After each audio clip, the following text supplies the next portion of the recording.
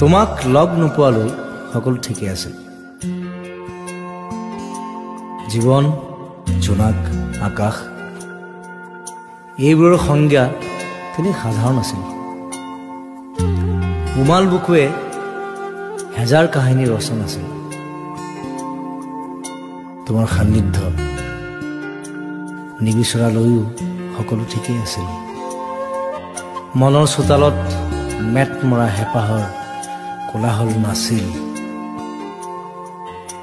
আশাবোৰ জোনাক হৈ বৰষুণৰ দৰে নামি অহা নাছিল। তোমাৰ কথাবোৰ নুশুনালৈ সকলোবোৰ ঠিকেই আছিল। নিশাবোৰ নিজৰ দৰে আছিল, কিছু এন্ধাৰ, কিছু পোহৰ। ভাল লগা নাছিল জোনাকীৰ পোহৰ আৰু সৌ দূৰৈৰ এখন তৰাৰ চহৰ।